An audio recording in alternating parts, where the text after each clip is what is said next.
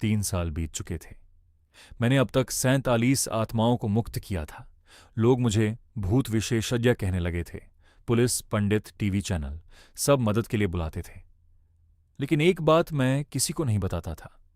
हर बार जब कोई आत्मा मुक्त होती, मेरे कानों में हल्की सी फुसफुसाहट गूंजती, तुम अकेले नहीं हो। वो आवाज श्रावणी की थी। एक रात मुझे एक चिट्ठी मिली। कोई नाम नहीं, कोई पता नहीं। अर्जुन, अगर तुम सच जानना चाहते हो तो उस मंदिर के पीछे वाले कुएं में उतरना। वहीं से सब शुरू हुआ था। मेरा दिल धड़क उठा। राजा की डायरी, अधूरी बातें और वो रहस्यमयी तस्वीर दीवार पर। मुझे जवाब चाहिए थे। अगली रात मैं फिर उसी मंदिर पहुंचा। हवा ठंडी थी, सन्नाटा अस्वाभाविक। मैं मंदिर के पीछे गया। झाड़ियों के बीच वो पुराना कुआं था। मैंने रस्सी बांधी और नीचे उतरने लगा। नीचे पहुंचकर मैंने टॉर्च जलाई। कुएं के तल पर एक पत्थर का छोटा कक्ष था। दीवारों पर चित्र बने थे, औरतें, सबके कान कटे हुए।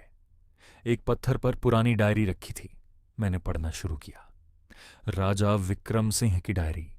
वो लड़कियों को मारता था, उनके कान काटता था, उनकी चीखों को संगीत कहता था, आत्माओं को अपने अंदर कैद करके अमर होना चाहता था। और फिर मैंने श्रावणी को अमर बनाया। उसके कान काटे लेकिन उसे मारा नहीं। उसकी आत्मा को उसके शरीर में बांध दिया। वो न जी सकेगी न मर सकेगी। मेरा गला सूख गया। आखिरी पंक्ति थी, मैं इस कुएं में खुद को बंद कर रहा हूं, सही समय पर लौटूंगा। तभी अंधेरे से आवाज आई और वो समय आ चुका है। मैंने मुड़कर देखा, पंडित जी। लेकिन उनकी आंखें वैसी नहीं थीं। वो मुस्कुराए। मैं पंडित हरिप्रसाद नहीं हूं, मैं राजा विक्रम सिंह हूं। मेरे पैरों तले जमीन खिसक गई। 40 साल पहले मैंने हरिप्रसाद के शरीर पर कब्जा कर लिया। अब मैं लौट आया हूं। तुमने सोचा श्रावणी मुक्त हो गई?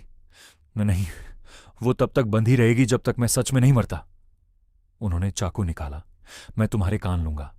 तुम्हारी आत्मा उसे कमजोर करेगी। वो खुद मेरे पास आएगी।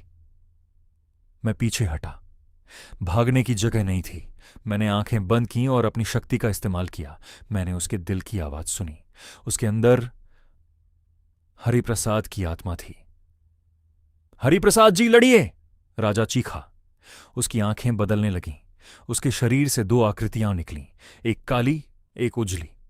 हरिप्रसाद की आत्मा ने राजा को जकड़ लिया। अब अंत होगा, उसने कहा। एक तेज प्रकाश फैला, धमाका हुआ। दोनों आत्माएं विलीन हो गईं।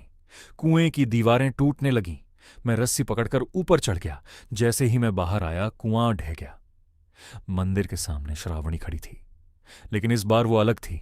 उसके कान सही थे, उसका चेहरा शांत था।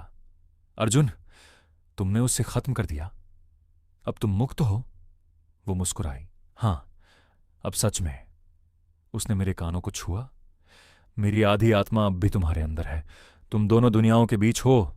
तुम लोगों की मदद करोगे जिन्हें मेरी तरह बंधन से मुक्ति चाहिए। और तुम? मैं जा रही हूं, वहां जहां मुझे 200 साल पहले जाना चाहिए था। उसका शरीर धुंधला होने लगा। याद रखना, प्यार नफरत से ज्यादा शक्तिशाली है। और वो गायब हो गई, हमेशा के लिए। 2 महीने बाद मैंने एक बच्चे की आत्मा को उसकी मां से विदा दिलवाई। वो रो रही थी, लेकिन शांति थी। मैंने महसूस किया, श्रावणी सही थी।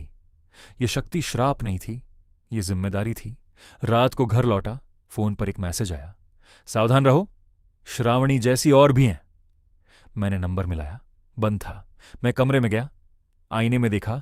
एक पल के लिए मेरे पीछे एक औरत का चेहरा दिखा, घायल, बिना कानों के। वो मुस्कुराई और गायब हो गई। श्रावणी की कहानी खत्म हो गई थी, लेकिन मेरी कहानी अभी शुरू हुई थी। आज की कहानी तो यहीं खत्म होती है, लेकिन अंधेरे के राज अभी बाकी हैं।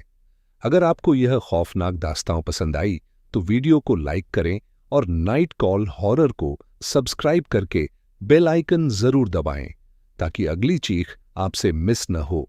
अगली वीडियो में एक नई कहानी के साथ फिर मिलेंगे। तब तक सावधान रहें और जुड़े रहें नाइट कॉल हॉरर के साथ।